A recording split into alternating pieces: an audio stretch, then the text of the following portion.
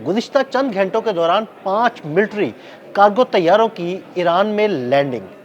Social media पर खबरें ज़ेरे गर्दिश हैं कि ये 5 मिलिट्री कार्गो तैयारे रशिया से उड़े और ईरान दिफाई साजो सामान लेकर आए। इन खबरों में कितनी सदाकत है, और अगर इनमें सदाकत है तो इन कार्गो तैयारों में कौन कौन सा दिफाई साजो सामान मौजूद था? आमिर रज़ा मेरे साथ मौजूद हैं, उनसे बात करते हैं। आमिर भाई, बड़ी डेवलपमेंट है। अगर 5 तैयारे मिलिट्री साजो सामान लेकर ईरान में उतरे हैं और वो रशिया के हैं, क्या हो सकता है उनमें? और इन मिलिट्री साजो सामान को अमेरिका के खिलाफ कैसे इस्तेमाल किया जा सकता है? और अगर मैं आपसे कहूँ कि ये बैनुल बरी आज़मी मिसाइल्स के पुर्जे हैं, फिर ये बड़ी खबर है। ICBM जिसका ख़तरा मैंने अभी कुछ देर पहले अदील साहब के साथ ही ये डिस्कशन हो रही थी और हमने एक इस पर व्लॉग किया था। मैंने कहा था रूस और चीन जो हैं ये आ गए हैं। देखें, IL-76TD ये जहाज़ है जो कि मिलिट्री कार्गो जहाज़ है। इसमें कोई टैंक तो आएंगे नहीं, सीधी बात है। मैंने भी आपको अडप्टली कह दिया कि इसमें मिसाइल्स के पुर्जे हैं। इसमें टैंक नहीं आएंगे क्योंकि अमेरिका के साथ अगर जंग होती है तो ये टैंक की जंग नहीं होगी। बिल्कुल ऐसे ही है। और ये कोई ज़मीनी बर्री फ़ौज की जंग नहीं होगी कि आमने सामने से चलेगा क्या, जहाज़ और मिसाइल्स। ऐसे ही है। देखें, ये दोनों चीज़ें जो हैं मिलकर इस जंग को बनाएंगी, या यूँ कह लें कि ये जंग अगर हुई तो इस तरह की होगी। और ये खबरें अगर सही हैं तो ये रशियन कार्गो जहाज़ है जो कि 50 टन तक का सामान जो है ये कैरी कर सकता है। तो इसका मतलब ये है कि 5 जहाज़ का मतलब ये है कि आप ज़रा अंदाज़ा करें कि 250 टन सामान।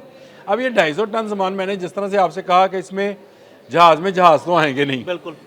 और जहाज़ में टैंक लेने का भी कोई फ़ायदा नहीं है क्योंकि ये जंग जो है ये ज़मीनी जंग तो है ही नहीं। बिल्कुल, ये फ़िज़ाई जंग है जिसके अंदर आपको अच्छे जहाज़ों की, अच्छे मिसाइल्स की ज़रूरत है।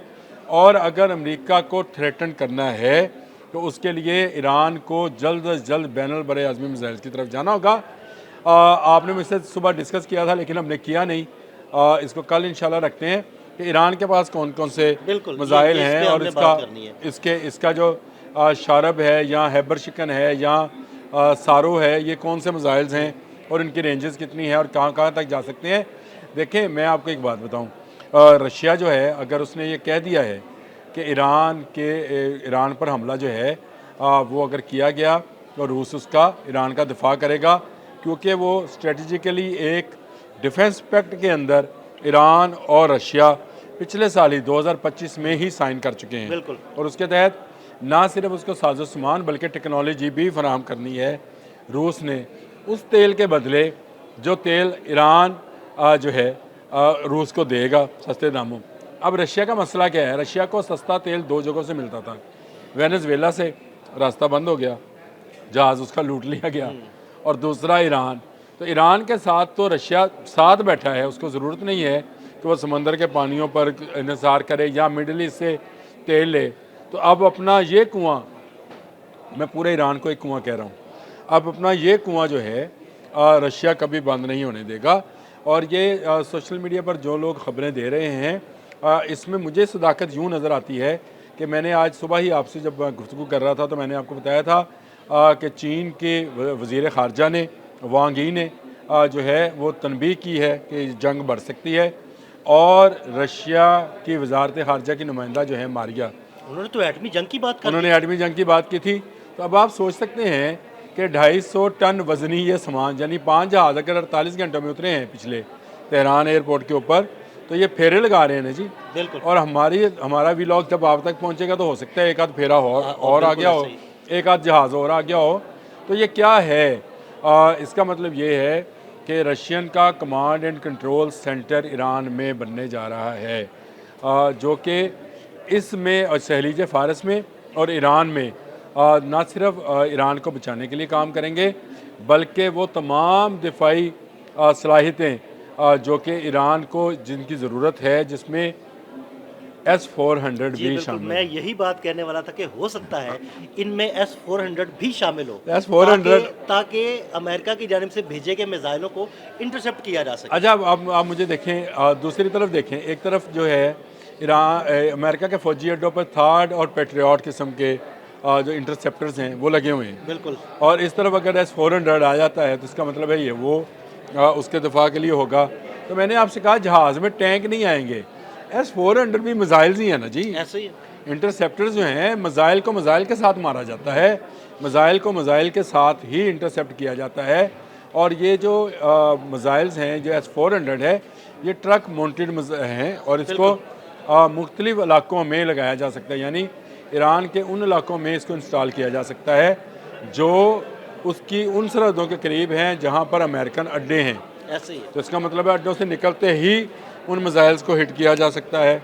और ईरान जो रशिया जो है वो ईरान को अगर S-400 देने जा रहा है तो S-400 का नया वर्जन देगा। मैं आपको एक बात बता दूं, जो S-400 इंडिया के पास था वो ओल्ड वर्जन है, वो उसका कोई 10-12 साल पुराना वर्जन है जो भारत के पास है। उसका नया वर्जन जो है, एक तो उसका S-500 आ रहा है, ये नया वर्जन तो है, नेक्स्ट जनरेशन है S-500, लेकिन ये अभी उसने किसी मुल्क को नहीं दिया। लेकिन S-400 के अंदर भी उसने बहुत सारे अमेरिकन मिसाइल्स के ख़िलाफ़ जो है वो बड़ी अपग्रेडेशन की है उसने। S-400 अपग्रेड किया है ताकि अमेरिकन मिसाइल को इंटरसेप्ट किया जा असल सके। में मैं भूल रहा था, S-400 के अंदर अमेरिकन मिसाइल्स के सेंसर्स को इंटरसेप्ट करने वाला सिस्टम मौजूद है ये बात कि वो जो अपना हीट सिग्नेचर्स छोड़ेंगे उसको सेंसर करने वाले जो सिस्टम्स हैं, या उसमें रशियन सैटेलाइट्स के साथ इंटीग्रेटेड होने वाले सिस्टम्स हैं, वो शामिल हैं। तो इसका मतलब ये है कि ये जंग अगर होगी तो रशिया और अमेरिका के मबैन होगी। मैदान चाहे ये ईरान का इस्तेमाल हो, लेकिन इसमें चाइना ने भी एंट्री करनी है। ये आज हम अभी IL-76TD पे बात कर रहे हैं। हो सकता है कि आने वाले दिनों में, अगले चंद घंटों में, चीन का भी कोई बड़ा त्यारा जो है, जो फ़ौजी साजो सामान से लेस हो, वो ईरान के तेहरान एयरपोर्ट पर उतर जाए या किसी और एयरपोर्ट पर उतर जाए। ये जंग जो है मुझे बड़ी जंग होते नज़र आ रही है, ये छोटी जंग रहेगी नहीं। ये वेनेजुएला वाला मामला नहीं है, ये रशिया यूक्रेन वॉर नहीं है, ये रशिया की सर्वाइवल की जंग है। बिल्कुल ऐसे ही। यूक्रेन उसके सर्वाइवल की जंग नहीं है। यूक्रेन के साथ वो खेल रहा है क्योंकि उसकी रियासत रही है यूक्रेन, और वो वहाँ पर भी उसके मफादात मौजूद हैं, आपस में उनका लैंग्वेज बैरियर भी नहीं है। लेकिन ईरान जो है वेनेजुएला के बाद रशिया की लाइफलाइन है। और इस बात को तस्लीम करें कि ये जो 5 जहाज़ हैं, जो कि सोशल मीडिया की ख़बरें अभी इसकी ईरान की तरफ से या रशिया की तरफ से तस्दीक और तरदीद होना बाकी है। ये हम भी बता रहे हैं कि सोशल मीडिया की है, लेकिन मुझे क्यों लगता है कि ये ख़बरें सच्ची हैं, क्योंकि रशिया की वजारत ख़ारजा की जो तर्जमान है मारिया, उन्होंने चंद घंटे पहले ही ये बयान दिया है कि ईरान पर हमला जो है वो रूस पर हमला तस्वर होकर ये एटमी जंग तक जा सकता है। तो इसका मतलब ये है कि कुछ ऐसा इन जहाज़ों के अंदर आ रहा है जिसमें मैंने आपको बताया इंटरकॉन्टिनेंटल बैलिस्टिक मिसाइल्स का सिस्टम भी हो सकता है, और उसमें S-400 भी हो सकता है। अल्लाह बेहतर जानता है कि इन जहाज़ों में क्या है। एक जहाज़ 50 टन सामान लेकर आता है और इसमें आपके ख्याल से बंदूक तो नहीं होएगी, पिस्तौल नहीं होएगी। और आमिर भाई, जो मौजूदा सूरत हाल है उसमें कोई बात नहीं है कि जहाज़ आए हो, उतरे हो, मिलिट्री साजो सामान लेके आए हो। ऐसा हो सकता है, बिल्कुल हो सकता है, जो सूरत हाल बनी हुई है। मुझे ये खबर सच्ची लगती है। वो आप लोग कहें कि ये सोशल मीडिया की खबर है, लेकिन देखें ये खबर आ गई, अगर कहीं धुआं है तो आग है, तो कहीं धुआं आया है उसका। तो ये खबर जो है अभी इसकी तस्दीक होना बाकी है। देखें, ईरान जंग को नहीं बढ़ाना चाहता है। ईरान चाहता है कि ये जंग को नहीं बढ़ाना चाहता, लेकिन अपना दिफा तो करना चाहता है ना। ईरान जंग टालना चाहता है। मैं आपको मतलब सच्ची बात करनी चाहिए कि ईरान जो है वो जंग टालना चाहता है, लेकिन अगर जंग उस पर मुसल्लत की गई तो ईरान, मैंने आपको याद होगा जब हम पहला कर रहे थे तो मैंने आपसे ये बात कही थी कि अगर जंग मुसल्लत की गई तो पूरे आलम इस्लाम में ईरान वो वाहिद मुल्क है जो जंग के वक्त में एक हो सकता है।